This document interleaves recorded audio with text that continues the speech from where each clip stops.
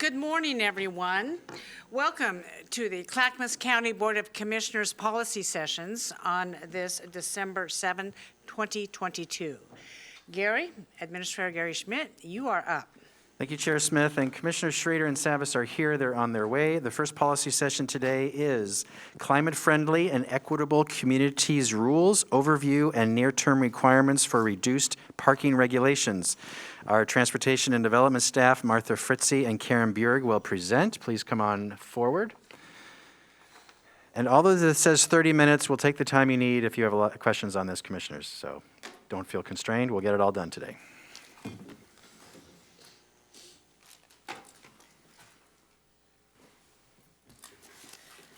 Good morning.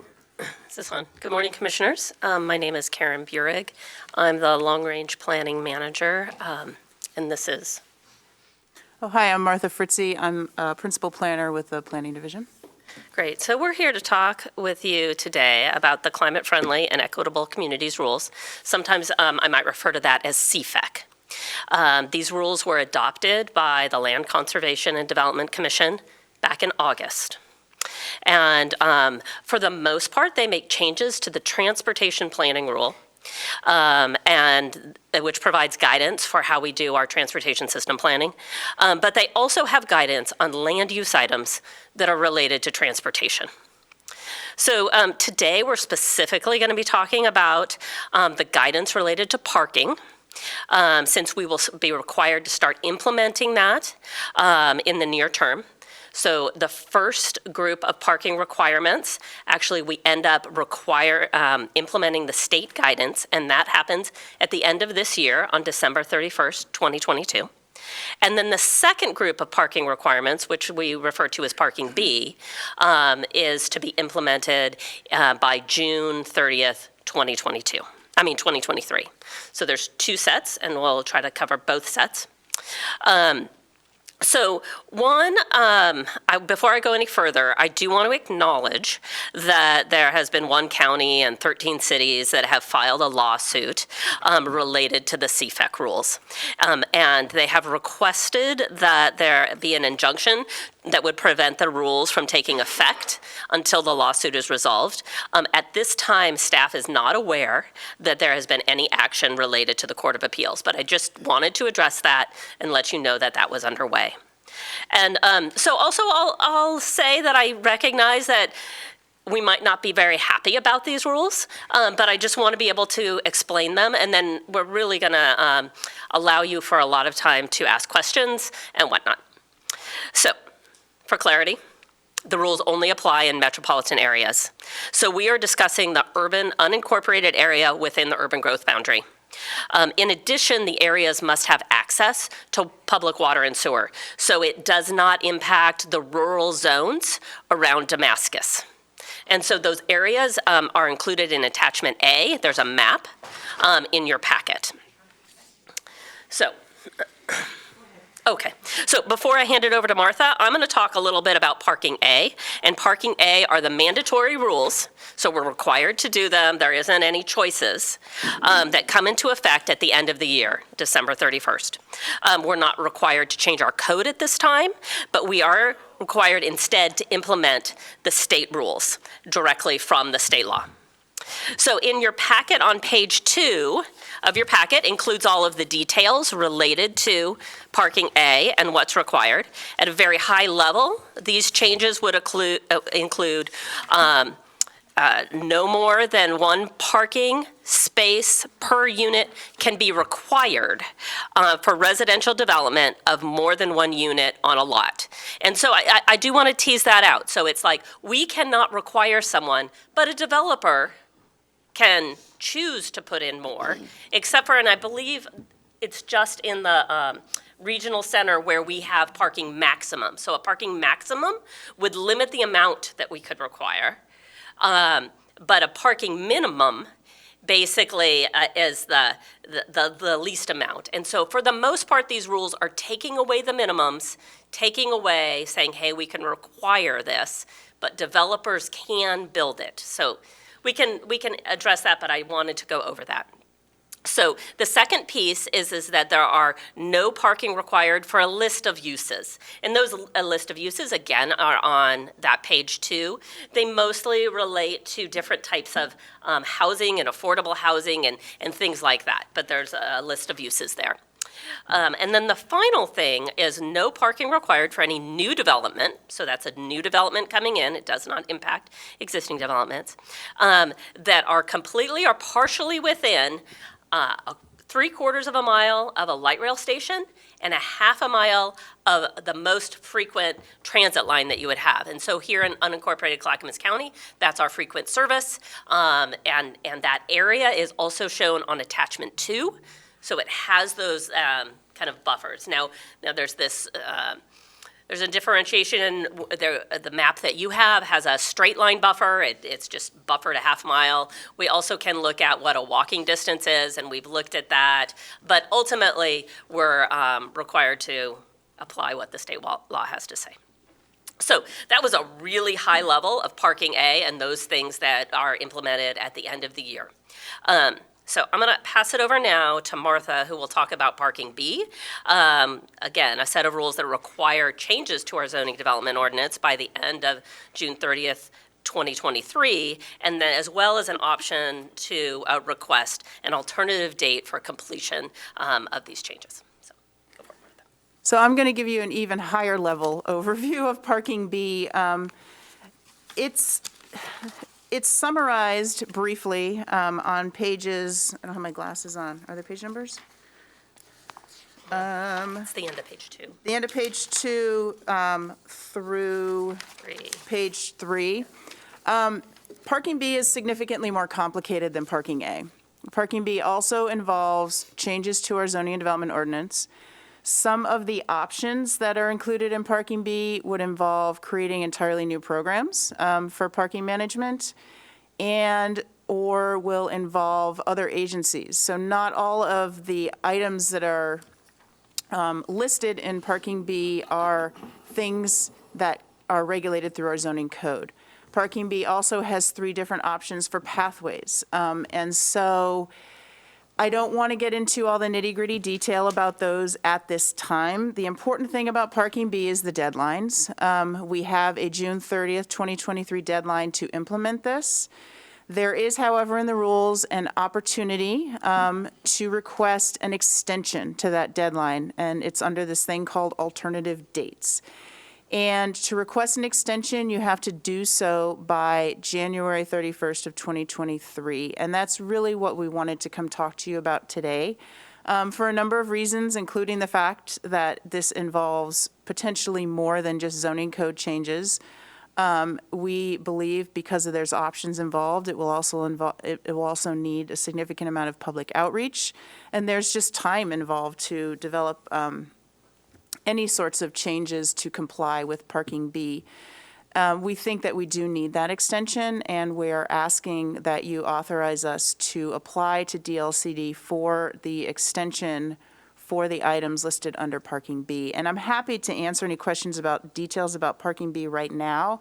But what we intend to do, hopefully, is come back to you all in February of next year and have another policy session dedicated to the items and the pathways in parking B to understand what sort of direction you want us to start taking with our public outreach and the implementation of that.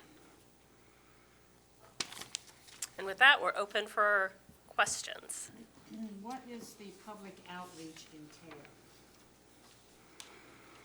Well, we haven't developed our public outreach program yet. I mean, generally, it entails open houses, websites, lots of media, and like. And there's a cost.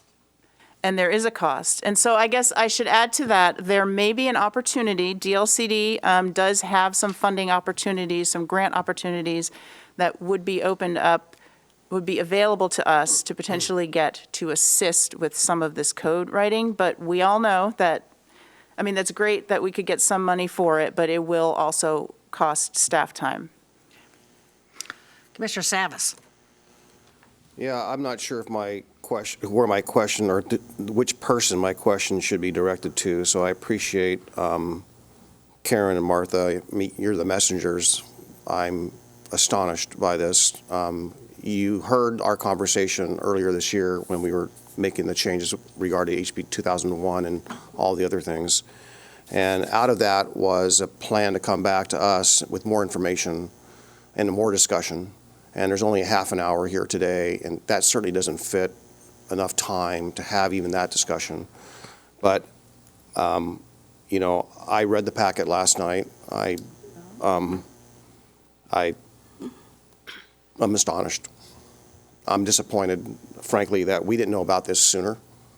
And I don't know how to direct that, where or how, and have the opportunity to respond. Clearly, there's over a dozen cities in a county that already know about this and are taking action, which I am aware of. I just learned about it about a week ago. And I can see why. And I don't know why we're not even part of that, frankly. But here we are in the wee hours of just days away from this being implemented, A, and then what's around the corner on B. This is not workable. This isn't practical. There's no, in their areas, this rule about 3/4 of a mile, and I've asked this question before, 3/4 of a mile or half a mile in an area that's flat, like Portland, let's say, okay, I get that. But a 1/4 mile in an area where there's grades like Oak Grove or West Lynn or Lake Oswego, Oregon City, where there's tremendous grades, that's not practical. We have a higher population of seniors than most other counties, especially in this metro region. So we have high population, and a lot of those people, can't move around very well. They're either on walkers or they need assistance. With this Forward Together, there's people that are not going to even have lift service any longer. I mean, this isn't really being mindful of that. People with disabilities, this isn't being mindful of that either. And ever since that conversation earlier this year, there's been a number of people that have been reaching out to me with their parking issues. As though I knew they existed, they know they exist, and they're just more abundant. But when this happens, it's not practical. But another thing that's silly about this is it's under the guise of the Climate Action Plan. So I'm thinking, okay, so you build a facility, we're encouraging people to maybe buy or have or own electric vehicles, right? Well, if there's no parking, where's someone charge their car? Are we going to have 2,000-foot extension cords between where people reside? They can run the extension cord out to plug their car in? I mean, there's no thinking. Where's the pragmatism? I feel sorry for anyone that got their career in planning. It's like now planning is in the guise is being in the quarters of the state legislature. Transportation funding, same thing. The legislature's basically taken all the practicality out of planning, urban planning. I got a lot, but I just want to know. I do have a question. How come we weren't notified about this sooner? Sure. And again, I'm not directing that towards you. You're the messenger, so I'm not pointing. That's quite all right. And I will say that I completely empathize with all of that, what you have said. I know that we have that same experience. And so I know that with regards to staff, we have been following this issue, and we did actually at the beginning of this year come to the board and share about the development of the rules. And in March, the board submitted a letter with many of those concerns that you had included to DLCD as they were developing these rules. So that happened back in March. And then the rules were officially adopted and in August, so that was only a few months ago. With respect to participation in the lawsuit, I think that you brought that up. That was nothing that was ever, they never came to our staff to participate in that. But I do think it's also important to realize that if a stay did occur, that we would benefit from that, right? It doesn't impact just the jurisdictions that are a part of the lawsuit. So So I think that, I think the one other time that we did bring this forward and talk just briefly, because there's been a lot of different issues, was a part of the work program back in September conversation, and that's why we're here with you today, is that we heard from the board the importance and priority of this. And as Martha kind of described, there are places that are mandatory, and that's what we're bringing forward, and are the pieces that we actually don't have many choices and will be implemented at the end of this year. And then there are places where there are choices, and why we also want to be able to talk more to you about getting more direction about those choices, and also want to make sure we have enough time to talk about those choices. And that's what kind of the broader picture of all of the different sort of layers that have to do with these climate-friendly and equitable community rules. So, Chair, I don't know what our plan here is the next 15, 20 minutes or 12 minutes, but I don't see any other lights on. But I just can't sit back and accept this. Well, I don't think, Paul, none of us do. I'm waiting for you to finish, Picture of your face right and I'm waiting I have, all the commissioners have their lights on. And we will take whatever time we need to today to totally vet this out and quite possibly head in a direction. Staff in their report on page 5 has asked for an extension of time. I am willing to do that. I hope the board is too. Also, we can discuss the other issue regarding the lawsuit. And we'll just go further with that. Now, I don't know who's in here first. We were all at the same time, Chair, so you It's like we choose. lit up like a. So we're going to go this way. Commissioner Schrader, you're up next. Yeah, I think we better join the lawsuit. And that's coming from me, and I am a conflict avoidant, don't like lawsuits. But, yeah, that's it. This is not good. Because the kind of changes they want, they're just too sweeping all at once, which puts us in a bad spot of how people adapt to any kind of what environmental objectives this had. And the other piece of this is, I agree with Paul, it's always the cart before the horse, because if we're going to electrify, we gotta get the stations. We don't have an infrastructure yet for the broad electrification, like we have, you can go to a gas station. Well, we're going to have electric charging stations. The infrastructure of that kind of a grid isn't even in place yet.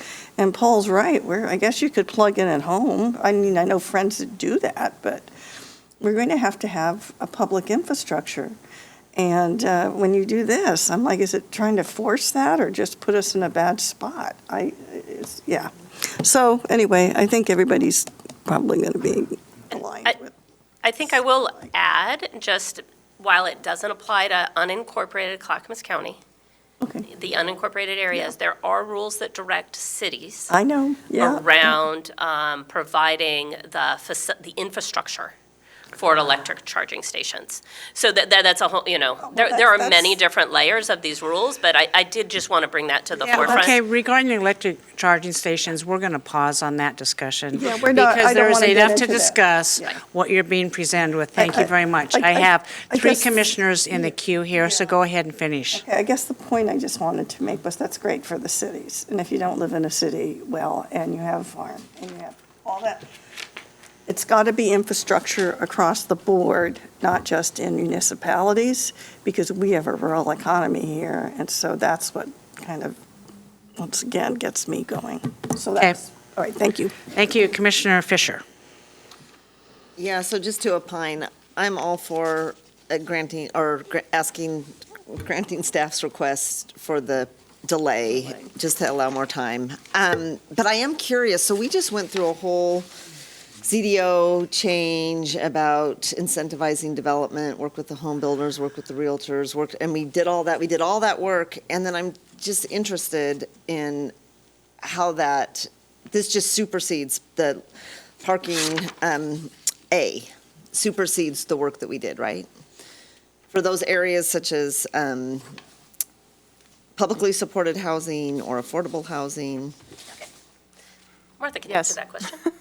The short answer is yes. And partway through that project, we saw the handwriting on the wall, like the rumblings were starting that these rules might be coming down the pike, but we still wanted to make our changes because we didn't know what was actually going to happen with these rules. So you're correct. In those specific areas, for those specific uses that are listed in parking A, these rules apply instead of our zoning rules that some of which we just recently adopted. There's not that much conflict between them. In some cases, there really are. And in the areas where we are not allowed to require any off-street parking, again, we can allow it, but we cannot require it. In those areas, it's a big difference. Oh, yes. So for the single room okay, Yes. that makes sense to me. Okay, I was just curious about that. All right, thank you. Commissioner Scholl. Good morning. The management rules outlined in OAR 660 that you referred to in the paper here, it's just a general overlay of this parking idea, which might be applicable and acceptable to areas of high density. But Clackamas County is generally a rural, low-density, transportation need county that's not conducive to mass transportation, buses, et cetera. So parking is very important for our people. When I look at the list of no parking required for development of A through H, I imagine yourself using any one of those types of development and not being able to go there and park your car. Yeah. This reminds me of our current apartment issue in the county. One of the most attractive things to selecting an apartment is the off-street parking that comes with your apartment. Very few people want an apartment that doesn't have at least one dedicated parking space. So I can understand why one county and 13 cities have filed to oppose parking A. I think maybe we should look at doing that also. And on parking B, I support the request for an extension on that, Okay. imposition of that. Again, Clackamas County, even if we were to go to a high percentage of electric cars tomorrow, the people of this county are still going to need to rely on the individual car or the truck or the van for their business to get around and do their work. And off-street parking is very, very important. Okay, thank you. Thank you, Commissioners. While I make my comments, I'm going to ask County Council to approach the dais so we can ask questions. I agree with all of my commissioners on this, and I am likewise in support of option one, asking for an alternative date wherever you want to sit, Mr. Magcor. Yes. This is just, my gosh, it just keeps getting worse and worse. And at some point, Commissioners, we are going to have to start standing up and saying no to these horrid policies that the Oregon legislature is passing. We can't operate like this. No county in Oregon can operate with the continued mandates that are coming down that are only not funded, underfunded, but impossible to employ. It's got to stop. And Gary, when we start looking at our legislative ask, I think that is the absolute top priority. No more mandates, and we're going to have to figure out how to start saying no.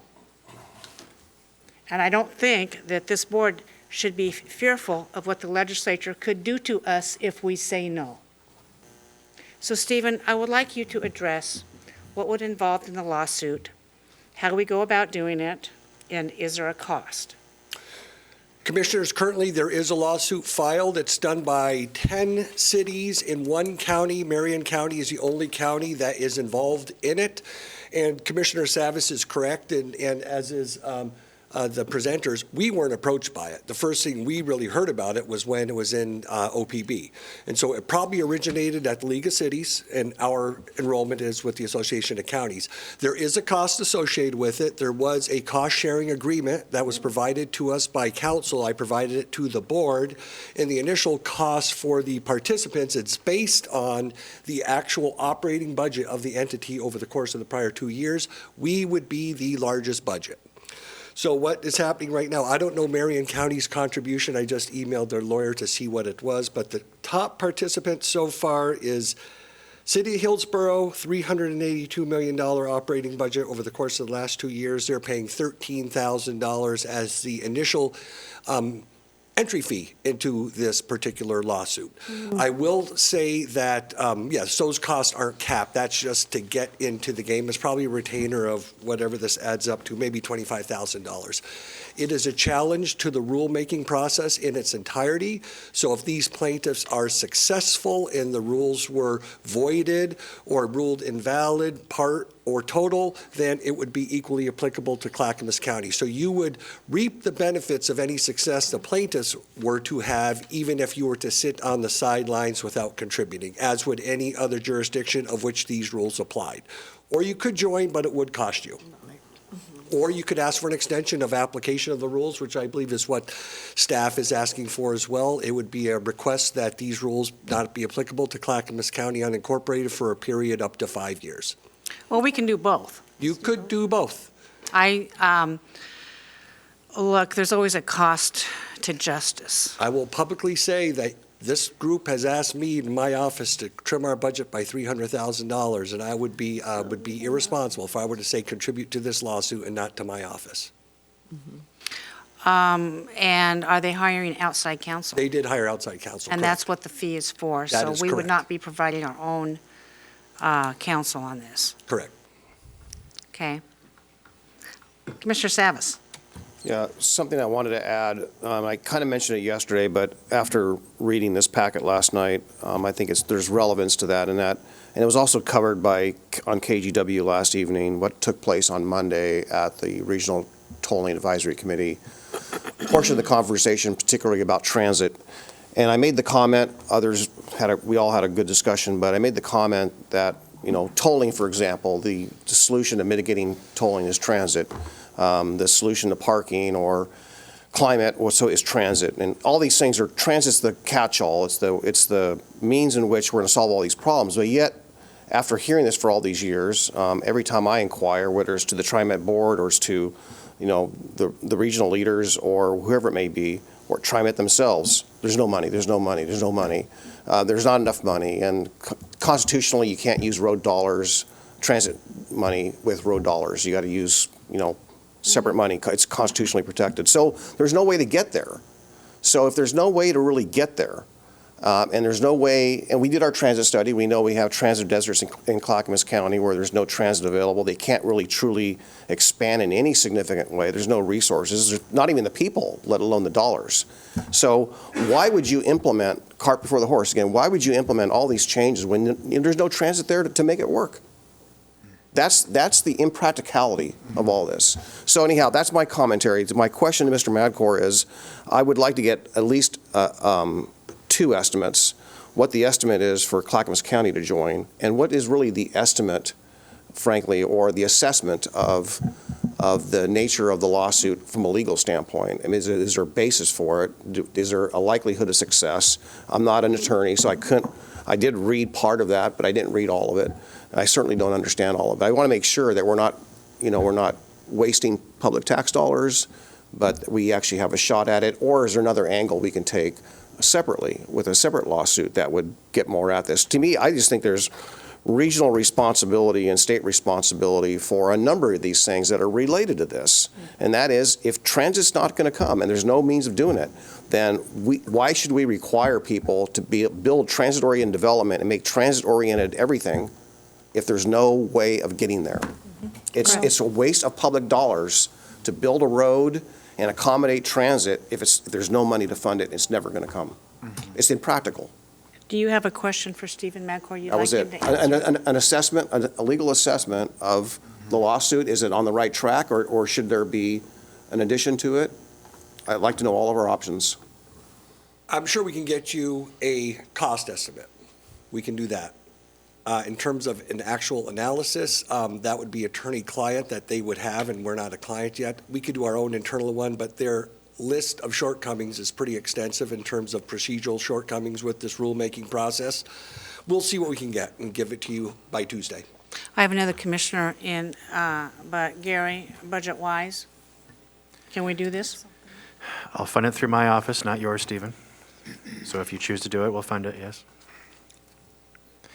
I don't know, for some reason, I'm thinking $50,000 is coming to mind based on what the city of Hillsborough paid, but is that just the initial startup? And are there additional costs over time? Based on that chart you gave us, I looked at it as well. I'd have to check with council and see exactly what their cost breakdown is. I'll let you Okay. know. And what court will this end up in? I think it's Marion County is where you challenge rules. Okay. Yeah. Okay. Commissioner Scholl? And this comment has to do with what Commissioner Savas just mentioned. If the people who supported the passage of this OAR 660 thought that by reducing parking, they would be able to force people out of their cars and into mass transit, that's a ill-conceived notion, because mass transit, even in the higher density areas of Portland metro area, is losing money. So the idea to push people out of their cars and into buses in rural areas is so expensive, and it will never happen. So again, if the idea here is to move people out of their cars into mass transit, this simply won't work for Clackamas County. Well, not only do we not have mass transit in Clackamas County, we had a report from the TriMet director last week saying that less bus service is going to be limited. And they're going to try to add runs, but the TriMet bus isn't even going to be servicing some areas of Clackamas County. Exactly. And So it's a conundrum. the other part is that the bus services that we have in East County, Sandy, to up towards the mountain and that sort of thing, all that's subsidized heavily. So the idea to increase bus service in Clackamas County is way out there in the future. And I just, again, I see this effort of OAR 660 as an ill-conceived idea. Okay. Any other comments from commissioners? So we're going to entertain a motion in a moment. But Stephen, I think the board is unanimous practically in pursuing the idea of a lawsuit based on you acquiring some more information. When you have that information, come back, please. And does that need to be considered in open session or executive session? It could be either or. Okay? Yeah. Whatever. We'll have something for you by Tuesday. Okay, if thank not you very earlier. much. Commissioner Fisher? Yeah, just to clarify, because you said the board's unanimous on a I lawsuit. said almost. Almost. So my position on this is I feel pretty strongly that the Marion County and the other cities are pursuing this. There'll be an outcome. If however it goes, it's going to affect Clackamas County. Clackamas County doesn't need to enter into this. I don't know that it would be beneficial. It costs money. This is going to play out anyway, and I would just be mindful of that. The most effective way to address this is to work with the Clackamas County new Clackamas County legislative delegation and to really help them understand the different comments that have come up today, the uniqueness of Clackamas County, the transit desert, the lack of ways to get around without a car. Just looking at the maps, these maps are great that show the different types of all across Clackamas County where it's at.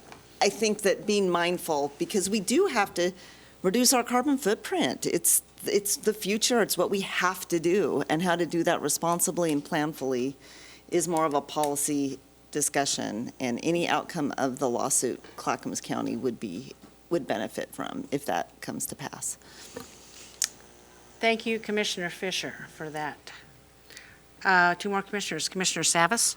You know, one other thing that, as I thought about this last night and at this moment, and that is that, you know, if they're going to implement something like this, to get the horse in front of the cart, there ought to be some minimum standard of readiness for any part of the region or the state in which they implement something like this, and I've used this in the tolling argument as well. When you get the options and the transit in place and the system in place and so forth, maybe consider tolling us then, but not the cart before the horse. And that's really perhaps an idea that can be made, is that Portland might be ready for this. There's probably parts of Portland where they have a lot of transit and options and so forth. It might work there. Tell parts of Portland where it's not working, but give it a shot, but we're not ready for that. Thank you. Commissioner Schrader, and then I'll have Yeah. another question. And I'll be done then. I just want to thank Commissioner Fisher. That was well said. It was sensible and direct and pragmatic. But my final decision at this point, so what you said was we could put pressure other ways. However, I would still like Mr. Madcore to tell us what it would take to join it. And I would evaluate it on basically what we would have to cut in order to join into a lawsuit that we hadn't anticipated, particularly because you're under the stress of cutting $300,000. So for me, it would be more of a monetary decision, not because I really would just like to ask these folks, what are they thinking? And how do they keep, and by the way, I'm sorry, I'm waxing eloquent, or maybe not so eloquent. They do this this happens across the country. I just got back from Luck at NACO. This is so par for the course of a legislature, not knowing local government, what we face, how we do things, what our revenue streams are, and then kind of giving us these things to implement, which frankly, I don't disagree with. I do agree we have to reduce a carbon footprint, but for God's sakes, there's no money, and there is really no clear pathway right now, and because counties have not been involved more directly in crafting these policies. So that's what my beef is with this as well. And I'm done. Thank you, Chair. Gary Schmidt, and then I'm going to have a final question, I think. Go ahead, Gary. Please don't discuss the budget today. Your budget's fine till July 1st, 2023. Stephen, that number's between you and me, and the board doesn't even know it yet, so thank you for bringing that publicly. Not appropriate. I don't appreciate it. Sorry. So, you have the money in this year's fiscal budget in my office if you choose to do that, okay? So please don't let that be your only decision point. Thank you. But I do think, though, we do have to realize, moving forward, we are going to have a constrained budget, and we have to keep thinking about that. Absolutely true, in a way. Commissioner, yes. And I'm sorry about the misunderstanding. Okay. And my question is, if Clackamas County were to join this lawsuit, what added impetus would that add? Would we bring any more energy? Would we be, here's another county that's in disagreement? That's why I would tend to go with the lawsuit. Folks, we can sit here and opine until the cows come home on these mandates that are coming down. But until we do something about it, and this is one really good way to do something about it, we're just blowing hot air. And we can sit at this dais week after week and complain and blow hot air how awful that legislature is treating us. But if we don't stand up and start fighting back, regardless of what budget considerations are, and by the way, this board has not been briefed on any of the budget considerations that I know of. No. That is correct. You Okay, have it. all You right. have So it. what I'm going to do is I'm going to entertain a motion to support option one. So moved. Seconded. Commissioner Savas has approved a motion to request an extension for the implementation of Parking B through the alternative date process and return to the board in February 23 for a policy session to discuss the Parking B pathways. Commissioner Scholl has seconded the motion. Did I say that correctly? Okay. Any further discussion? Tony, please take the poll. Commissioner Savas. Aye. Commissioner Fisher. Aye. Commissioner Schull. Aye. Commissioner Schrader. Aye. Chair Smith. Aye, motion passes 5-0. Thank you very much, staff, for coming forward. Stephen, do you have instructions from the board regarding the information and possible pursuit of a lawsuit? I do. I've already requested numbers from folks to see exactly what it's going to take to litigate this, and I will report that back to you. I will say that you asked the question, what's the value of joining? There is value in a strength of numbers. That's right. There's no doubt about that. And Clackamas County is Oregon's third largest county, and we're growing by leaps and bounds on that. And so as soon as you get your information, please reach out to Gary or I, and we'll get it on the agenda as soon as practical. Commissioner Savas? Yeah, I agree that it will send a message, and I think with whatever messaging we do with this, and perhaps a consideration for PGA as we use this as an opportunity to point out and highlight the transit deficiencies in this county that impact not only this matter, but also tolling and other aspects. So we need to highlight that, and Yep. this is the opportunity. I agree. I think we have talking points all day long we can use on this, and I actually look forward to standing up for our rights. Yes. Thank you very much. Seeing no further discussion on this issue. Staff, very good. Thank you. And Gary, what's up next? Thank you. Your next policy session is Shelter and Housing Projects Plan and Board Engagement Strategy, led by Health, Housing, and Human Services. Adam Brown, Vahid Brown, Rod Cook, Mary Rumbaugh, all of them will present at one point, so whoever's starting, please come forward. There you go. Go ahead, gentlemen. Thank you, Administrator Schmidt. Adam Brown, Deputy Director, Health, Housing, and Human Services. Good morning, Chair and Commissioners. Vahid and I are here this morning on behalf of Health, Housing, and Human Services seeking your support for a decisive and ambitious project plan to leverage one-time, time-limited resources to permanently expand Clackamas County's safety off the streets infrastructure. This proposal includes projects developed in partnership with the Administrator's Housing Task Force, the Behavioral Health and Housing and Community Development Divisions, and public safety partners. It also includes a timeline for getting the projects underway and assumes ongoing engagement and planning with you on the specifics, including the program design. This follows months, if not years, of board interest in expanding critical crisis stabilization, shelter, and transitional housing capacity to meet community needs related to the ongoing crisis of unsheltered homelessness. These needs include neighborhood livability concerns, strains on the public safety system and public safety resources, unmet behavioral health needs, and insufficient shelter and transitional housing infrastructure here in the county. Vahid is going to talk in more detail about these system needs here in just a few minutes. Earlier this year, in response to policy questions about shelter options and legislation, the board directed staff to pursue funding for motel-based transitional housing through the state's Project Turnkey 2.0 program.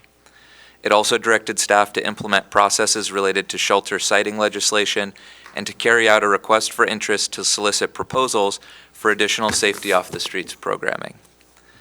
As part of the dialogue around the policy questions raised by staff, there were few questions about the needs that exist in our community. Instead, the discussion has largely been around the magnitude of the need, and given that everyone experiencing homelessness is facing a unique set of barriers on their path to housing security, how to have the biggest impact with scarce resources. I'm going to hand it over to Vahid here to talk a little bit about the system needs. Thank you. Welcome. Good morning, Chair. Good morning, Commissioners. I'm Vahid Brown, Housing Services Manager for Health, Housing, and Human Services. Is my microphone on? Yeah. Okay, thank you. Pull it closer, would you please, Vahid? Yeah. Although the recording picks it up, for some reason, it doesn't amplify a lot in this room. Thank you very much. Thank you, Chair. So I'm going to say a little bit about, in the interest of time, I'm going to be brief about system-wide need with respect to safety off the streets. Clackamas County, with your leadership, Commissioners and Chair, is committed to building a system where homelessness is rare, brief, and not recurring. I'm going to keep saying that because that is our goal.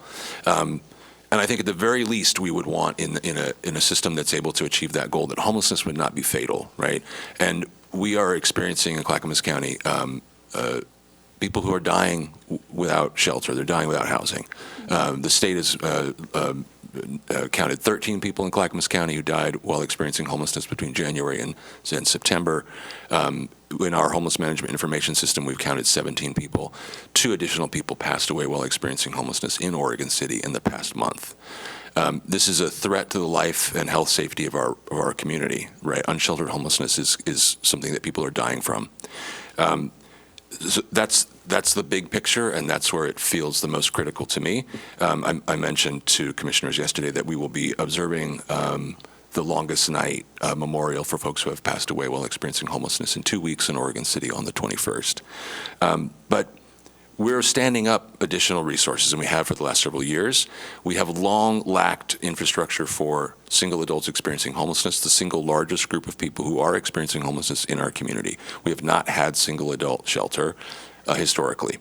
That changed with COVID and the establishment of our motel-based transitional housing program. And now we are able to provide safety off the streets to some folks who are experiencing homelessness, 50 rooms right now. So in our system overall, we have 223 beds of safety off the streets, shelter, transitional housing. Almost all of that is focused on families with children, veterans, and folks fleeing domestic violence. Almost all of it. Only 50 of those beds are available to single adults experiencing homelessness. Of the 1,127 active waitlist participants in our coordinated housing system, 730 of them are either chronically or literally homeless. So we have a gap. We have a system gap where we are not able to meet and address the needs of unsheltered individuals in our community with our existing infrastructure. It's too small, on the one hand. It's also not specialized enough. Our system is able to provide safety off the streets. We have wonderful staff at the Father's Heart, at the Northwest Housing Alternatives, at Clackamas Women's Services, Northwest Family Services, Casa Esperanza. Commissioner Schull, you met some of the folks who are doing great work at the Econo Lodge shelter that the Father's Heart has provided. They're fantastic. They're fantastic at providing a safe place for someone to not die outside. But there are other challenges that these system partners are not they're not equipped to address. They don't hire folks with a certification to address, and that's not their mission. Their mission is to provide peer support services and connect people to permanent housing. They're not providing hospital services, clinical behavioral health services, and that's not their organizational missions. So we have gaps in the specialization of our system that are meeting a challenge right now. So, I mean, Commissioner Schull heard when we had a conversation with the Father's Heart about what are the biggest barriers and problems that you're experiencing as you operate this program. Folks with severe and persistent mental illness. I think I heard that pretty loud and clear. It's something that's coming up in our permanent supportive housing system, and it's certainly coming up in our shelter system.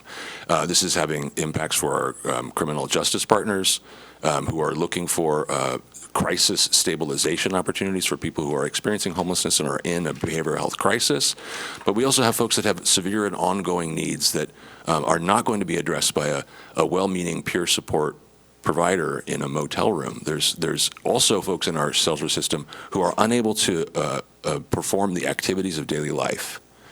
So there are people who are experiencing homelessness that we have provided safety off the streets who cannot feed and bathe themselves. And that is not a situation where a peer support specialist can adequately respond to their needs. So what I'm describing here is a situation where we're starting to take the steps that we need to take to stand up a system, a continuum of safety off the streets for the folks who we care about. We don't want to see Clackamas County residents passing away at a bus shelter at the Clackamas Community College like happened 2 weeks ago. That's unacceptable. I think that's something that we can all agree on. But we don't just need more shelter, we also need more specific types of services and care for this community. I mean, in the interest of time, I'll turn it back to Adam. Thanks, Vahid. So in that context, the proposal we're bringing you today focuses the conversation on a series of strategic capital investment that meet needs on a continuum, from providing a short-term crisis stabilization and jail diversion option to establishing county-owned transitional housing infrastructure that can serve a range of population types, including those with significant behavioral health needs. We're hoping that we can prioritize our time here today on the high-level policy framework for addressing system gaps and hold discussion about the specifics or nuances of program planning and design for subsequent conversations on each of these projects. We're proposing that we move forward on 4 specific projects in order of their place on the safety off the streets continuum. The first is a 23-hour crisis stabilization center and shelter. This would be a partnership between the Behavioral Health Division, the Housing and Community Development Division, and the Sheriff's Office. It would provide an alternative to jail for people in crisis, and programming would include a drop-off day center with behavioral health services, resource navigation, and other service coordination supports, plus a short-term shelter for individuals looking for immediate safety off the streets. The second project proposal is for an expansion of alternative shelter capacity at Veterans Village. The board has approved an interim lease for the property adjacent to our current Veterans Village, and staff are preparing an urban renewal district plan amendment to allow for the permanent purchase and transfer of both parcels at Veterans Village to Health, Housing, and Human Services. The RFI issued over the summer yielded interest from the community in developing alternative shelter sites, so this project is ready to move forward to identifying an organization to collaborate with in making that happen. The third proposal is a high acuity behavioral health transitional housing. This will be a partnership between the Behavioral Health Division and the Housing and Community Development Division. Programming would include a clinical behavioral health component to address the needs of people experiencing homelessness with highly acute behavioral health issues that aren't effectively served at lower levels of care within our system. And finally, before we get to a point of discussion on this proposal, the fourth item is motel-based transitional housing. This represents the affirmation of our efforts to secure a motel through the Project Turnkey program and to program the site to serve multiple populations, which could include single adults, families, individuals with less acute behavioral health needs, those with physical health needs, and others. The county's motel-based transitional housing program model is operated by community-based organizations experienced in providing population-based services to individuals exiting homelessness. They provide structured, trauma-informed on-site supportive services like case management, access to substance use and behavioral health treatment, physical health supports, food boxes, peer support, benefits acquisition, and housing navigation, all with the goal of helping participants obtain permanent housing as quickly as possible. So that's sort of the setup for the discussion with you all today, and the plan that we're proposing in terms of leveraging available resources to make strategic capital investments. I very much appreciate it. I'm sure the board does too. What you've talked about today, I'm sure we all have comments about going forward on your recommendations. Commissioner Savas, you're up. Yeah, I've mentioned this before, and I just want to make sure that we're mindful. I appreciate the material and the way it's laid out, the continuum as you have it laid out, and also as it relates to the programs.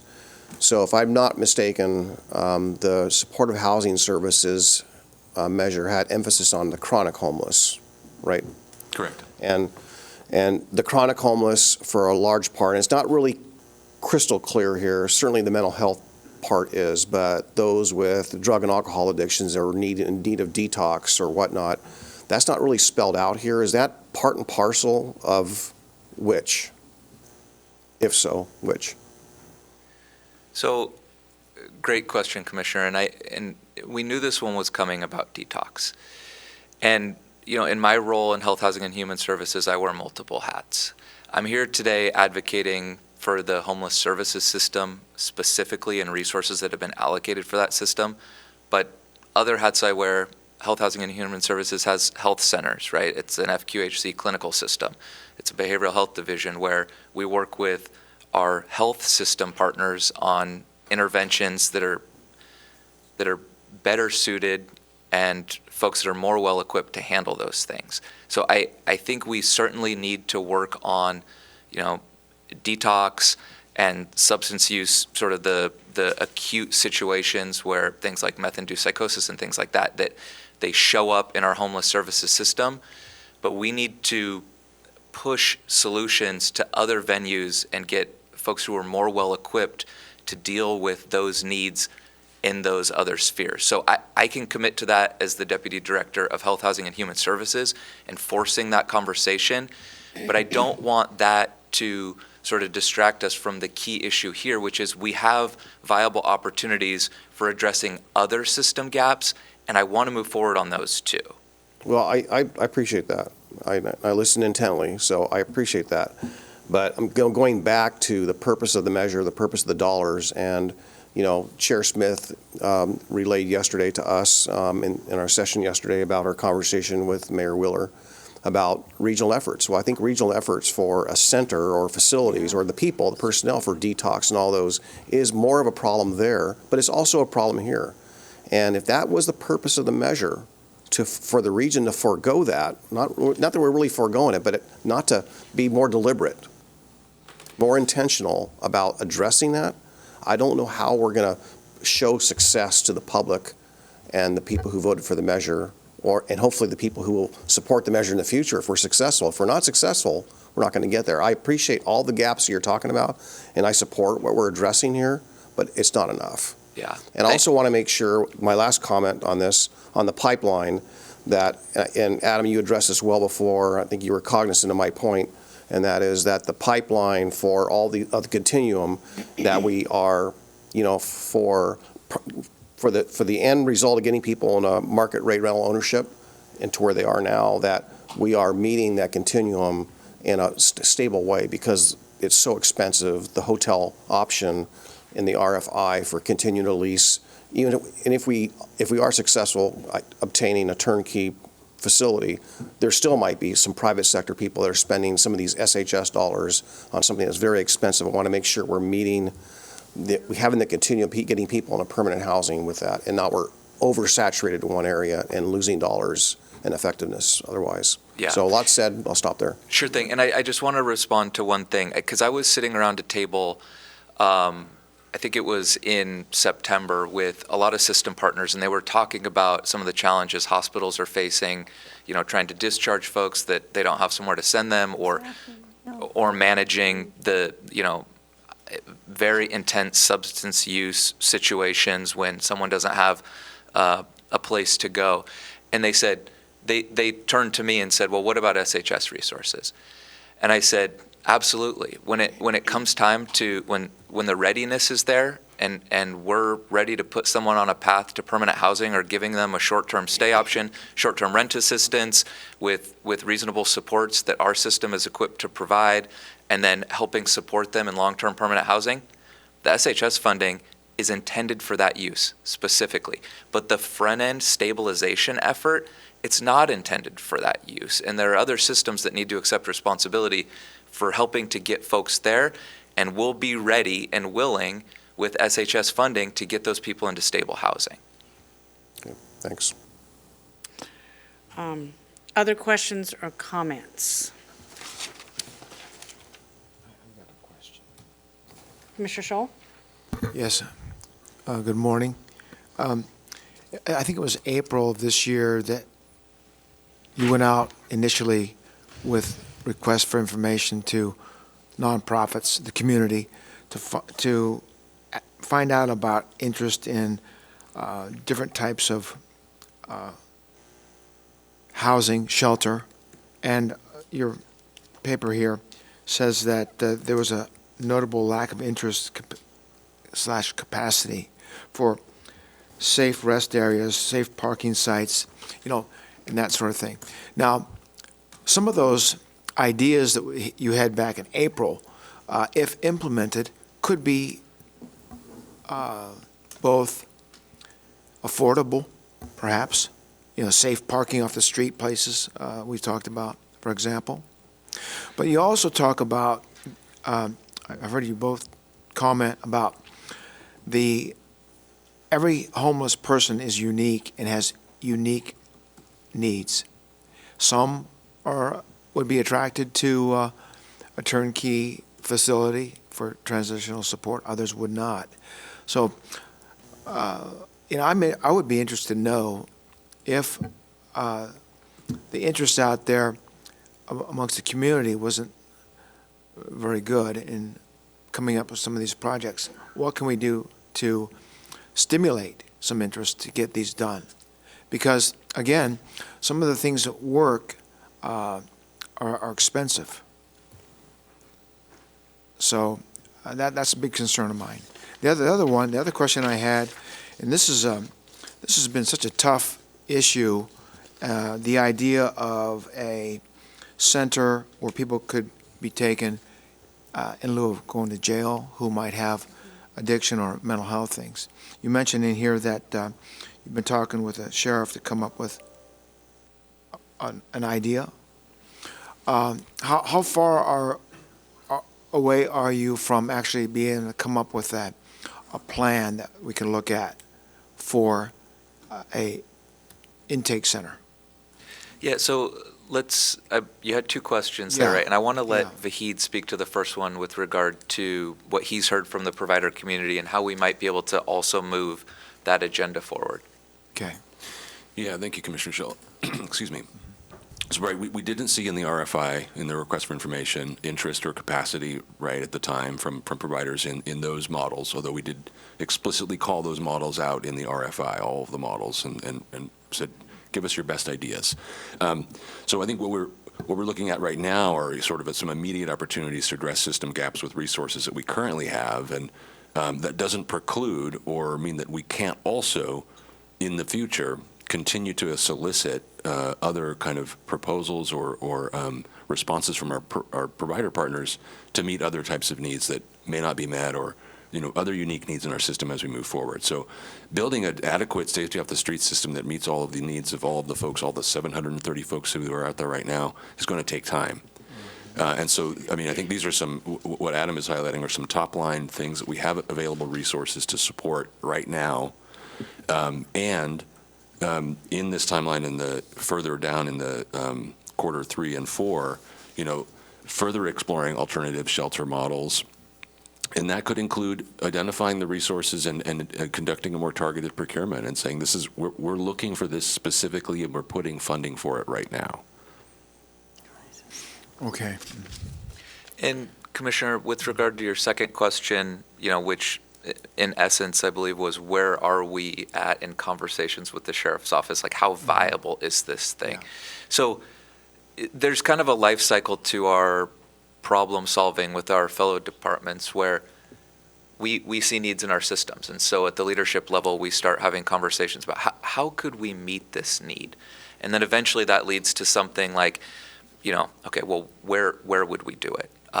Is there a service provider that we could get to do it? Who's going to provide the kind of capital funding to get the site ready to go? Who's going to provide the ongoing operating expenses? How much do we think that's going to cost? And then that leads to something like us coming to you saying, hey, we have this system need. We've had preliminary conversations. We need your endorsement and support and barrier busting, frankly, to actually make this happen. So we've had those conversations with them. Where might we do it? How might we get the site set up? Is there a service provider that we could pilot a program with? We've had those conversations, and with the endorsement here, on this plan, we can start actually taking action on those things. We don't want to get ahead of you in that decision making, obviously, because we need your endorsement, we need your support, and frankly, we need you helping to remove the barriers going forward to actually make it happen. So we've laid the groundwork for that, and we think here today, we're ready to actually say, we think this is within reach, we need your help. Okay, I have one more question. Okay. Now, I'm looking at your housing continuum. You mentioned you have 723 people in the county who need housing today. Who are experiencing unsheltered homelessness right now, yep. Yes, right, exactly. Okay, so that's more than a pressing concern. And so, time is not a friend when it comes to providing some means to get our neighbors off the street and into some security. So as we look at your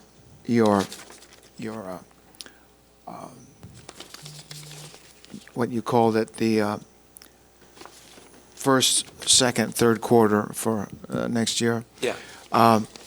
Can you give the board some assurance that that if we follow this plan, that number 723 by maybe third quarter next year is going to come down. And on that, I mean, if there's anything I can do as an individual commissioner, let me know, because, again, the time we have, the number of people we have, this continuum you have here has got, sometime it's got to come to a point in the future where our ability to support and the number comes down to as close as we can get it to zero, which might not ever happen. Yeah.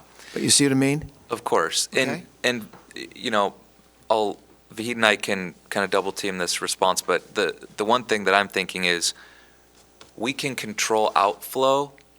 That's what we're trying to do here. We can't control inflow necessarily, right? There are macroeconomic factors and you know, really big picture considerations that lead to housing insecurity that we don't have the power of addressing. So I want to tell you, yes, Commissioner Scholl, you endorse this plan. We think that, you know, we want to get to zero. That's our goal every day when we come here. But if we enter a recession and there are layoffs and, you know, there's all of those factors. And so that's the first thing that comes to mind when you ask that question. We don't think that should prevent us from working towards zero now by making really sensible investments and address system gaps.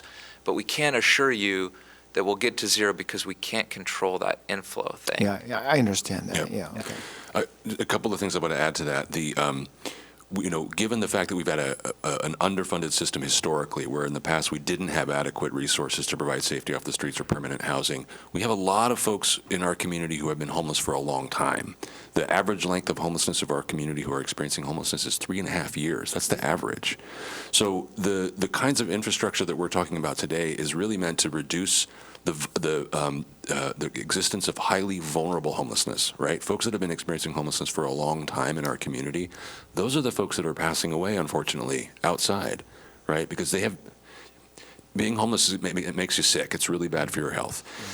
And so these kinds of resources, you know, acute behavioral health, physical health, transitional shelter and motel-based transitional shelter, we are prioritizing the most vulnerable people in those programs.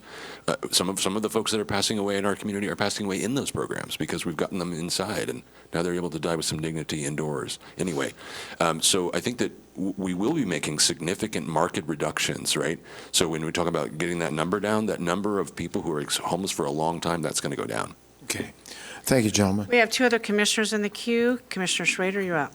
I just want to thank you for all your heartfelt work to start with, because it's a very moving thing to do, so thank you for that. I do have a couple of, and the other comment I want to make is when I went to visit our hospital systems, that was one of their biggest issues. When they took me through their wards of behavioral health, that they had people there in cubicles or these kind of curtain rooms, which was not an ideal place for someone who was in a mental health crisis, but there was no place. So thank you for verifying that.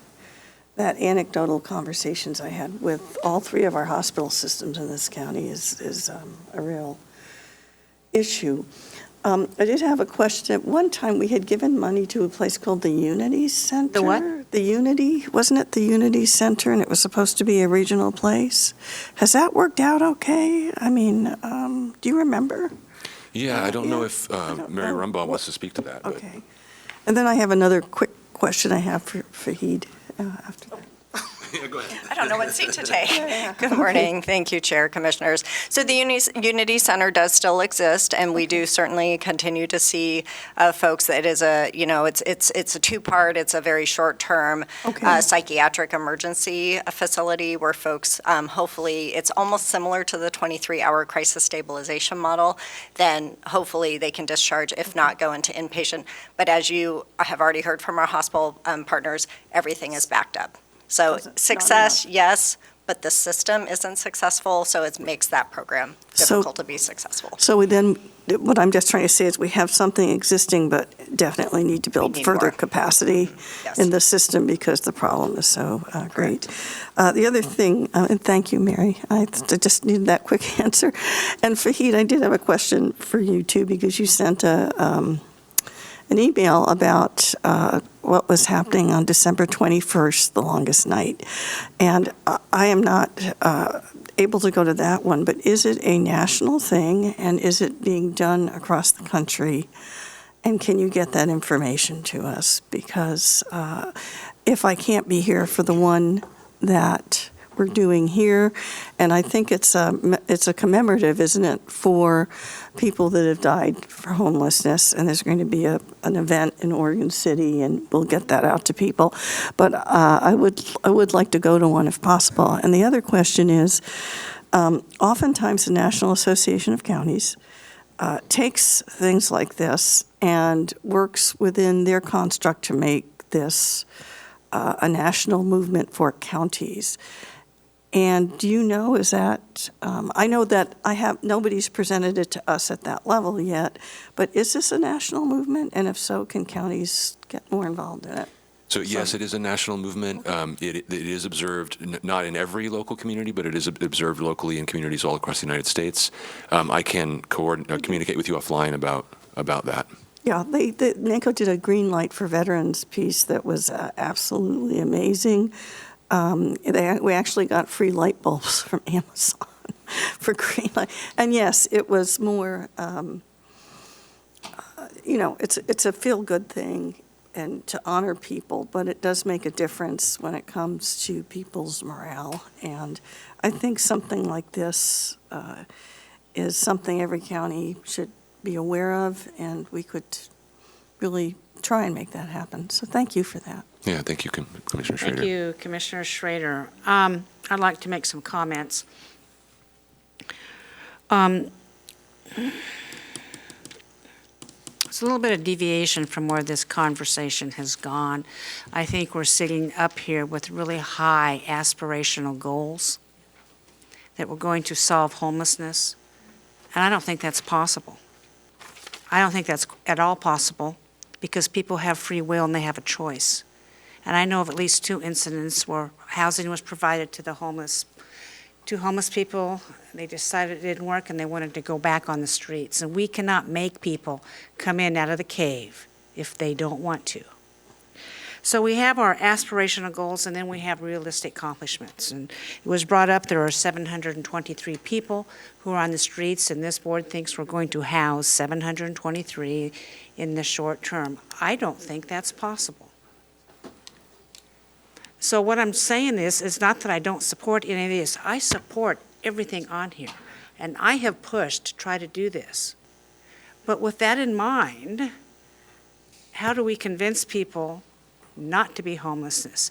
How do we convince them to come in out of the cold and out of the cave? And I think that assumption, I think there's an assumption out there that everybody who's homeless wants to come in. And so that's an awful big task. Also in your memo, you say, the provider community has said, we don't think we can do this, don't think we can do this. We are so dependent right now on the provider community, staff, and nonprofit organizations to provide the services that we want to give. We are in competition with Multnomah County, and I have that conversation with the tri-chairs almost every week. We're all vying and trying to hire the same people. So when you talk about safety off the streets, and Ted Wheeler is talking about regional solutions, I don't think we should outright dismiss it. Because I always said regarding mental health, and this came up about a year and a half ago, and maybe it was a District 8 meeting, but it was Multnomah County Commissioners, that I didn't think Clackamas County had the ability to build this huge mental health treatment center on our own. And I felt at the time that we would probably have to partner with Multnomah County, knowing for a fact that people who suffer from mental health issues will travel to a neighboring location or area to get treatment. And it's just not people who have mental health issues who are homeless. It is mental health issues, people who are housed and have care and have loved ones and even have jobs that need treatment, because the mental health issue is really coming strong down the pike, and it has since I was in the legislature in 2001. It's not that I don't think these goals, aspirational goals for 100% homelessness, aren't notable, but I do think that going forward, this board has approved certain projects. We have certain projects online. We're going to possibly approve some in the next month or so. And I think we need to get those online and running before we add anything new. And we guard our finances carefully to make sure we know exactly how much they're going to cost. And that's where I'm coming from. And it may be a little bit different from what the commissioners are thinking, but we really do need to be practical in our assessments. We need to be practical in our projects. We need to get them up and running and online, and then we do another assessment to see where our needs are. And I think there's probably at least 3, maybe not 4 projects that are going to come online within the next year that we really need to look at that. But yes, of course, pursue everything that we can going forward on this. Commissioner Fisher. Thank you, Chair Smith. Thanks for being here. I appreciate the high-level framework that really lays out a time frame as to where Clackamas County is moving in alignment with what the board has already discussed in regards to turnkey and shelter off the streets and all of these things packaged all up in this nice little packet. It's really helpful and useful. Couple systems pieces that I just want to address that I know we're in the process of, and I know that we will be expanding as we have more outreach workers. It's a really critical piece. But a flow of the system, and this isn't for this board to decide, this is for staff to really work on and hone, and this board wouldn't approve it. It's kind of in the weeds, but just the point of entry of where someone enters the system. I'm really concerned about that because the CHA is 4 days a week. It's not staffed all the time. Really want us to have a system where if someone's experienced an emergency, a crisis, unsheltered, there's some place to call that will actually result in a place to be. And we don't have that within our system. And I really want to say that's really an important piece. And then the other piece that we just really need to fix, and Commissioner Schrader mentioned it about the health hospital systems being overwhelmed. We need that integration between our health systems and our social service delivery systems. And that is a complicated endeavor because of privacy laws and all of those pieces, but we've just got to crack that nut. And so I really encourage, and I know, Vahid, you are on the Tri-County Planning Body. I think that's a good nut for that group to crack because it is system-wide, it's regional, and you've got, Health Share sitting there at that table. There are some other folks that can really help strategize that. It shouldn't just be Clackamas County alone. But that's a very, very important piece. And then the other piece that we've got to plan for is, and Chair Smith is right, working regionally with our partners in Washington County and Multnomah County is absolutely critical. But we have to be ready for when Multnomah County moves, if they're going to be creating these designated places for people to go, we've got to be ready with a response if that's going to push people to Clackamas County. And how are we going to address that? And that's something I know that's on. I've talked to Rod Cook about it. I know it's on your mind. But that is a really important piece. Can't just move people around. And you're seeing that in the city of Portland. They work on Old Town, and then they have problems on the Central East Side.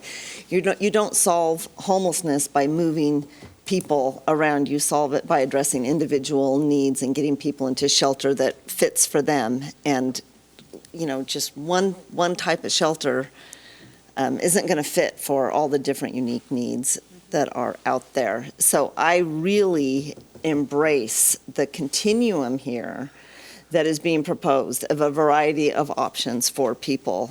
And I think that is absolutely critical. And as much as we can be a voice of reason in the region, that's also important. And we've been that voice in other areas, whether it's, defunding police or whatever it is that's out there, that's the buzzwords of the day. We've been that voice. We need to continue to be a voice for a continuum of services, not a one-size-fits-all, meet individuals where they are with what they need.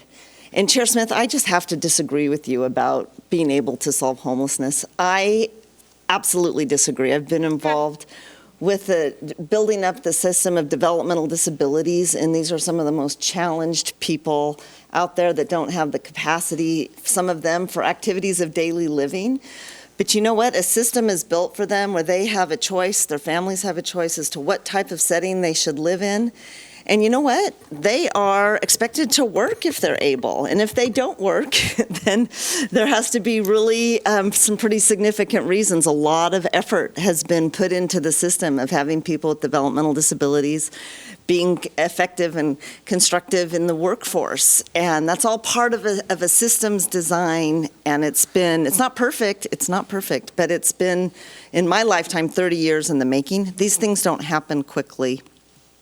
But we can absolutely, 700 people chronically homeless we can absolutely find shelter and transition those folks into shelter. No doubt about it. I mean, if you just look at vacancy rates in our county of different options, right now, we could do it. It's a matter of staffing coordination and the individual needs. I think that's really important. Well, Commissioner Fisher, I make these statements because we do not have unlimited budgets. We do not have unlimited staffing. And if we did, you'd be right. So maybe you keep working on this issue and prove me wrong, okay? What I want to say is, Commissioners, please turn your attention to page 2. Staff has presented 3 options, and we're ready to go on those, except for Commissioner Savas, your light is on. Yeah, well, I think we all want to be successful in this endeavor. And after reading some articles about California's success, H1 or success or not, or partial success, I think it's important. Adam, in your response, I think Commissioner Scholl, I'm just kind of finding out here, when you mentioned the outflow, you're also talking about the inflow, right? I think we all kind of touched on that a little bit. So I'm concerned about that. And knowing if there is migration from one part of the region to another, or there's inflow from other areas into this area, we need to know. So it seems that maybe we should be looking at annual point-in-time counts as opposed to every other year. Yeah. I think we need to do that. We need to keep track of what's happening. And Vahid, you mentioned a while back, I forgot the term, remind me again, I'll write it down again. The tracking, that's the system that we're going to be tracking folks to see how they're doing and where they're at. Yeah, the Built for Zero initiative. I'm sorry? Built for Zero. Okay, thank you. You did say that. So I just want to advocate that we look at an annual point-in-time count and figure out if we are actually, if there's more inflow than there is outflow as well, or that relationship, to make sure. Because, again, I said it before, I had a concern over a year and a half ago, I'll say it again. I'm very concerned that if the public does not see success in our efforts, they're probably not going to renew this measure. And we are building funding cliffs right now, programs, which if the funding ceases, we're going to be in far worse shape than we are today. Thank you, Commissioner Savas, for your comments. An annual point-in-time count might be something. I think we have funding to do that. I don't want to direct staff to perform something that there isn't funding to work on this, but I have a feeling that there is. Commissioner Schrader. Okay, I'm going to make a motion to approve the shelter and housing projects plan and board engagement strategy. Thank you, gentlemen. Hope is a risk that must be run. Okay. I'll second that. Commissioner Schrader has moved to approve the Shelter and Housing Projects Plan and Board Engagement Strategy. Commissioner Fisher has seconded the motion. Any further discussion? Seeing none. Tony, would you please take the poll? Commissioner Scholl, Aye. Commissioner Savas, Aye. Commissioner Schrader, Aye. Commissioner Fisher, Aye. Chair Smith. Aye, motion passes 5-0. Thank you very much. Thank you for the very thoughtful and good presentation today. Thank you. For your support. You bet. Thank you. And Commissioners, I also want to thank the Policy Advisor team in your office who contributed to this work as well, especially Emily Klepper and Everett Wild. So a reminder to staff, we still come back to the board for every single project to get their final approval, for the funding approval and so forth. This is not a blanket, I know you know this, but I want to say it, this is not a blanket approval of everything in this plan. Rather than this is the guideposts that we will work on and still come back to you, Commissioners, for your approval on each specific project. Yeah, and Gary, thank you for raising the role that the staff assistants played. They were really tremendously helpful, and a lot of people put their heads together to try to bring you a coherent narrative about what we want to do. I think we bring project proposals, and sometimes we wind up trying to solve the whole problem at once, and we wind up doing nothing at all. And our goal here today was bringing you something that's coherent, digestible, and charts a course for us. I think this is attainable, and we appreciate your support. Thank you very much. And we are starting to run out of time. Yep, thank you. All right, we're going to take a 30-second pause to bring the screen down. So we'll do that. But West team, you can come forward.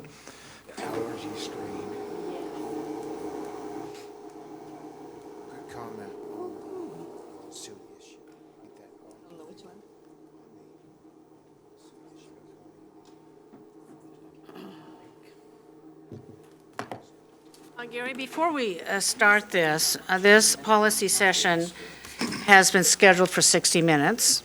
It is now almost 11:30. Commissioners, can you stay longer for this? But the problem is, I can't because we have a luncheon at noon. So what do you recommend? All right, there is an employee lunch that starts at noon, although the latest you can get there is 12:15. So you do have 45 minutes. Greg, do you feel that you can shorten your presentation so there's time for board discussion? We'll do it.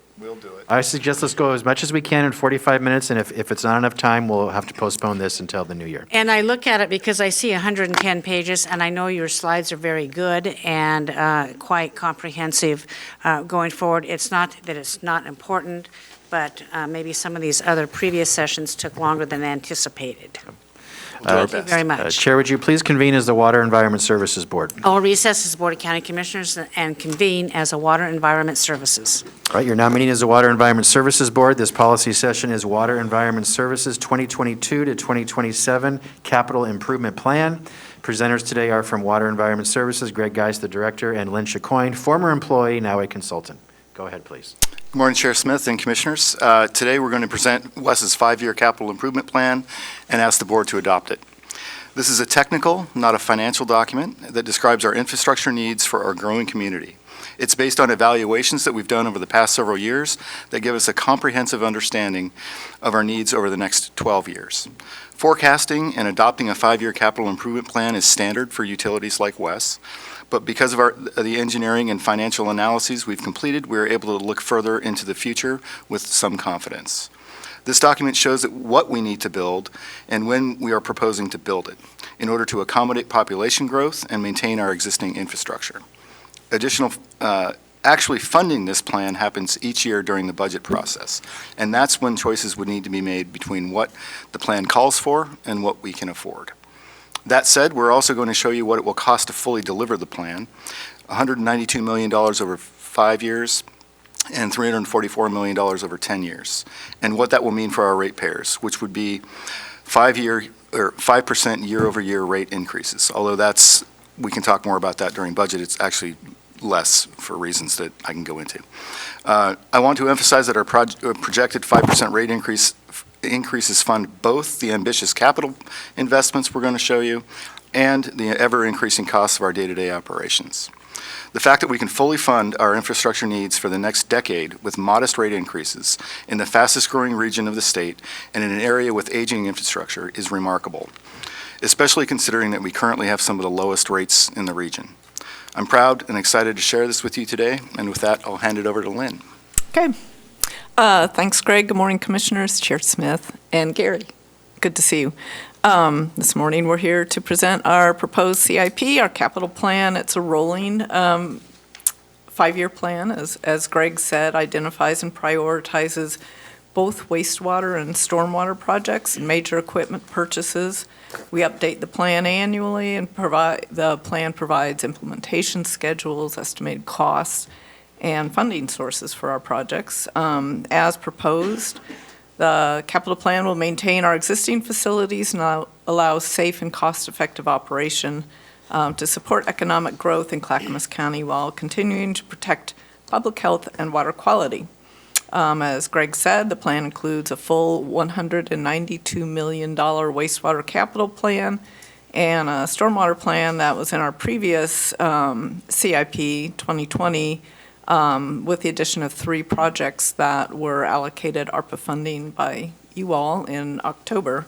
The stormwater plan totals $9.2 million, and next year's capital plan update will include the full recommendations of the recently completed stormwater master plan. So you'll see more next year there. As Greg said, we're fortunate as a result of our comprehensive planning to be able to look forward 12 years. We're asking you to adopt the 5-year capital plan, but our projects take years to complete, and we wanted to give you context for those projects in the 5-year plan. So finally, I'd like to note that the West CIP was unanimously endorsed by the West Advisory Committee in November. Congratulations. Thank you. Next slide.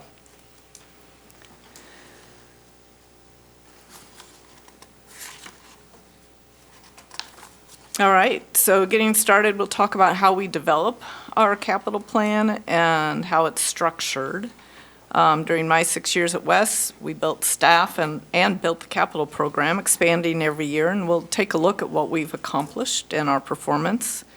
And although you've heard about major upcoming projects in other presentations, we'll look at those briefly in the context of the capital plan, and then Greg's going to talk about rate impacts. Next slide. Our capital plan supports West in achieving its mission of protecting water quality and for everyone's enjoyment and that of our West staff who've dedicated their careers to clean water. Similarly, West protects public health by preventing overflows and maintaining fishable, swimmable rivers. And we do so in a fiscally responsible manner. As Greg showed or mentioned earlier, our rates are lower than other jurisdictions in the Portland metro area and, in fact, around Oregon. So let's spend a minute and talk about how we develop the CIP. Next slide. We do a lot of planning. We identify and prioritize our capital needs through planning projects. And over the last 6 years, we've done several. When I joined the county in 2015, the Hoodland Master Plan was underway, and that was completed in 2017. Then we created a boring facilities plan, completed in 2020, and you will see projects that resulted from both of those plans in the capital plan. The Sanitary Sewer Master Plan was a multi-year project. We completed that in 2019. And out of that plan came a recommendation to reduce I&I, as we've discussed, infiltration and inflow, as the most cost-effective path forward for the district in the Willamette Basin. And out of that work also came a plan for 2 major conveyance programs that I'll talk about in a minute. The Willamette Facilities Plan, which we talked about a few weeks ago, was recently completed in final form.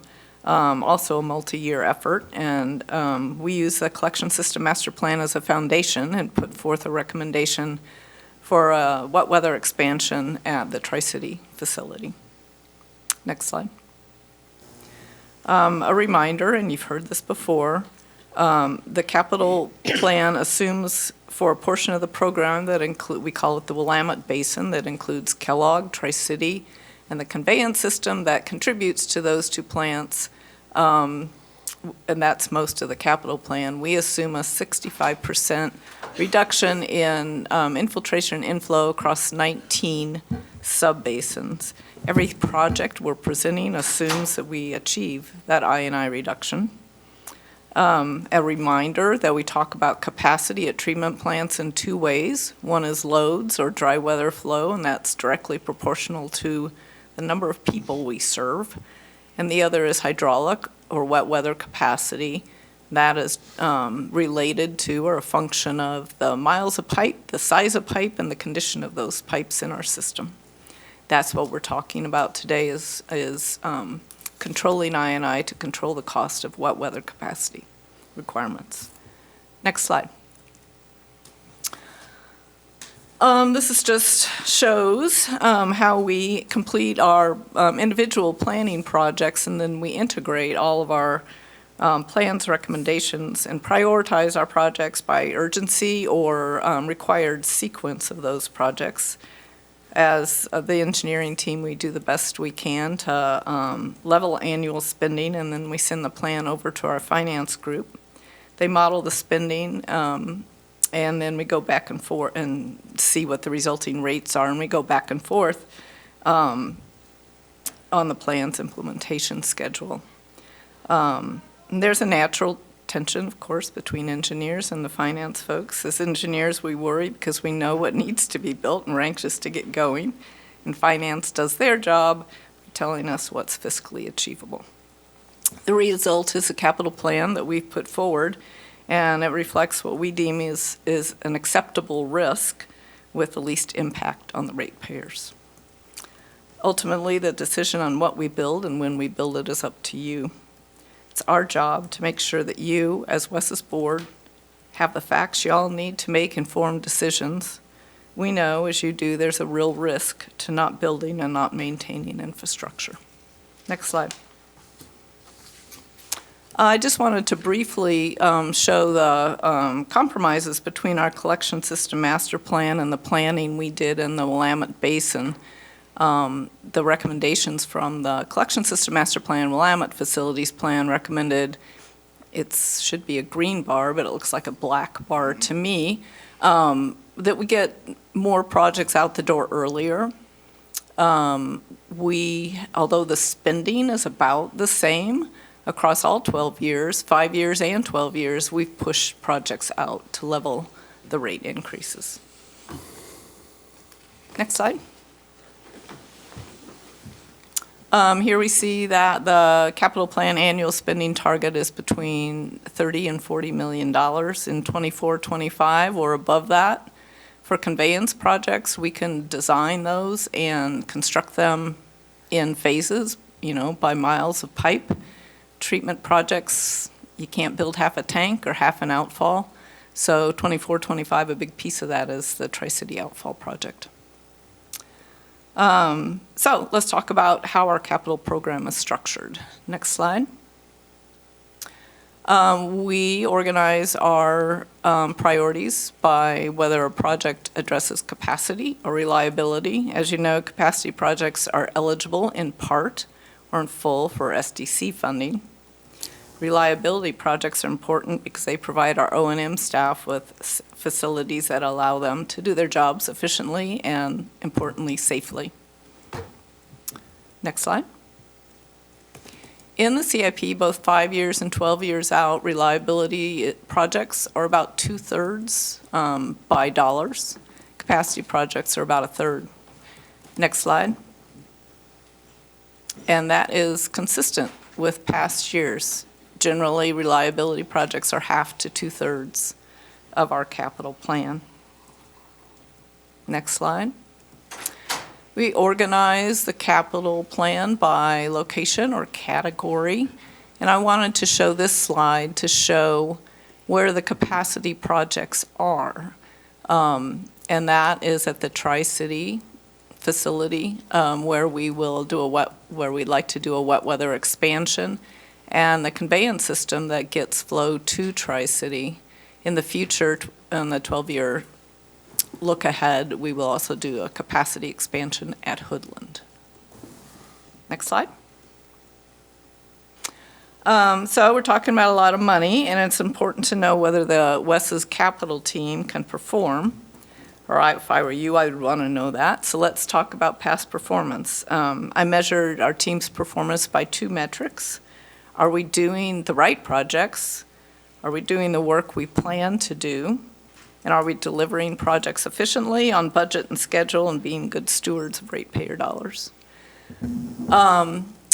Historically, we have not spent our entire budget.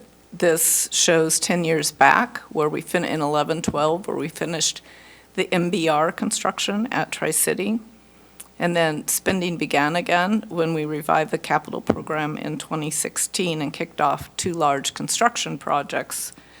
And construction projects are where our burn rate is in the neighborhood of millions of dollars a month.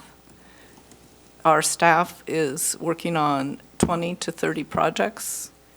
West staff, engineering staff, when fully funded or when fully staffed, is 5 engineers plus a capital program manager that double hats as a project manager.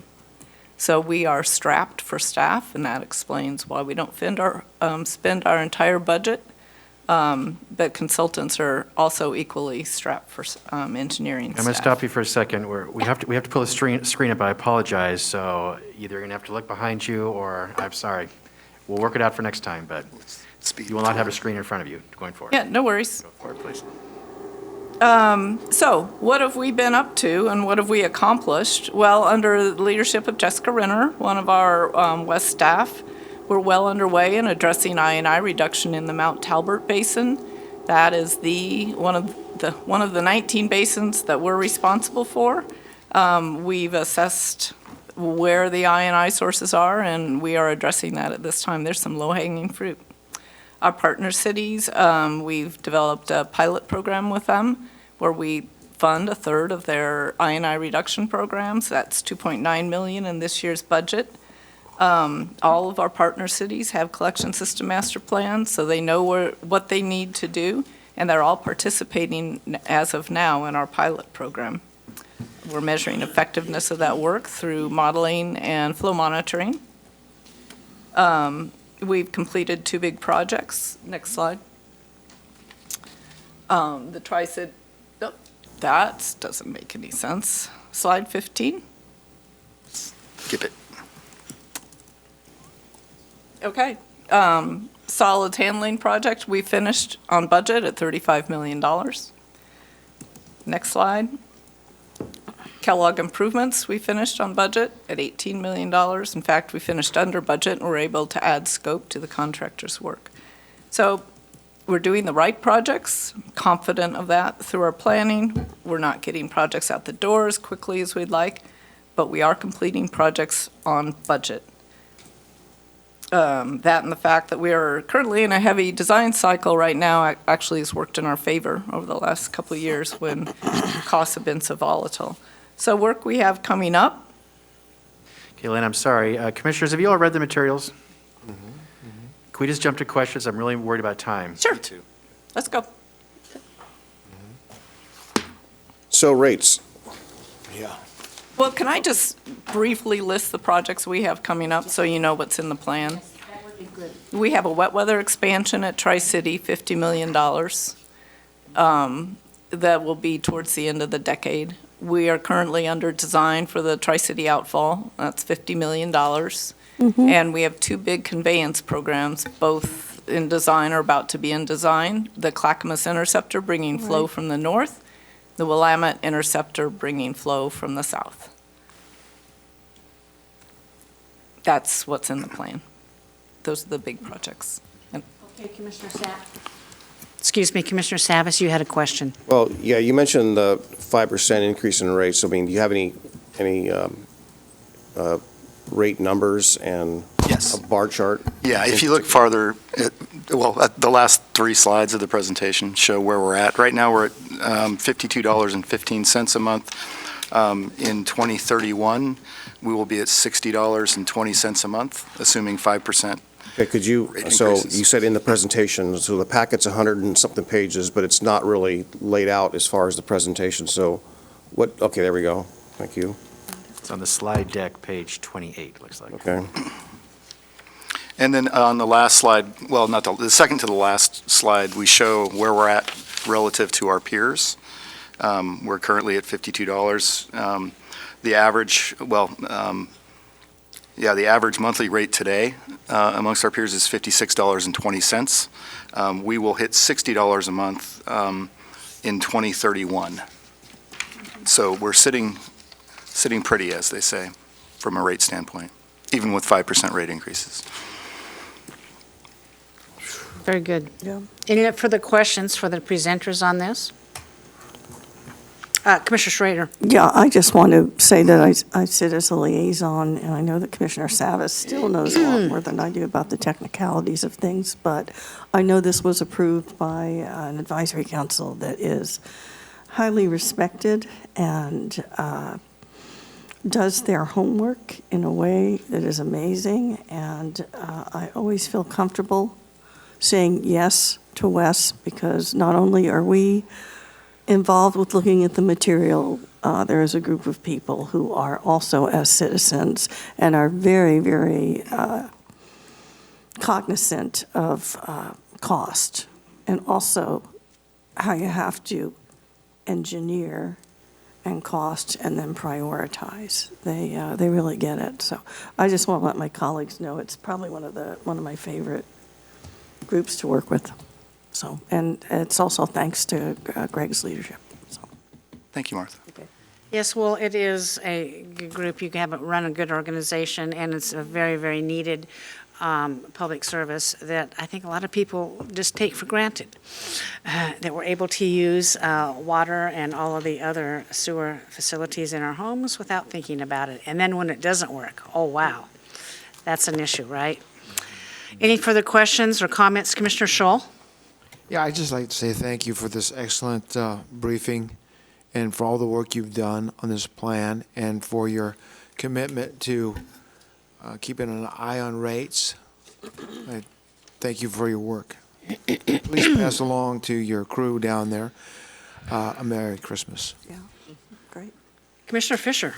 Yeah, so I also want to say thank you, not just for the capital improvement plan that we're discussing today, but Greg, especially to you for the last 6 years and for all of the education and the schooling and the tours of the treatment plant and the offer to, even take my grandchildren on a tour. And after I leave the commission, I'm totally taking you up on that. Absolutely. For my grandkids who are live in Clackamas County now. So before they were living in Vancouver, but now I have no qualms about bringing my grandkids over on a tour for the treatment plant and maybe one or two of their friends, because how it works and the wonder of that we have this infrastructure is really incredible. And also respecting the challenges that will come if there's a Cascadia event or what happens in other kinds of emergencies. And we all know that we always have to be mindful. And as policymakers, for this board to lean in, be educated, and really, quite frankly, have gratitude for the amazing work is really important. So thank you for everything. Thank you. Thank you. Yes, we went on a tour, Emily Klepper and myself, and who else was on that tour? End of summer, early fall, when the weather was nice. Mm-hmm. I can't remember. And it's my second tour, and it's just really amazing. Mm-hmm. Really amazing, yes. Commissioner Savas? Yeah, I've been following our needs in this part of the region for wastewater facilities for a long time, going back to the Colt study. For anyone who ever read the Colt study, remembers the Colt study? Yeah. Okay. And what it said we needed to do in 1995, for example, with the digesters, I'm glad that we made that investment. So I appreciate that we've got that completed. And it took a lot to get where we are today, so it is appreciated, and also the folks on the advisory committee as well. So on, which is page 28, with the rate forecast bar chart you showed earlier, this includes, just want to make it perfectly clear, this includes the 5% increase, Yes. the dollar amount. So $52.15 goes to $52.80 and subsequent to that. So I want to make sure that's perfectly clear. Thank you. That's all I have. Commissioners, on page 2 2, we have some options, and I will entertain a motion. Staff recommends we approve option 1. So move to approve the 2022-2027 capital improvement plan of Water and Environment Services. Second.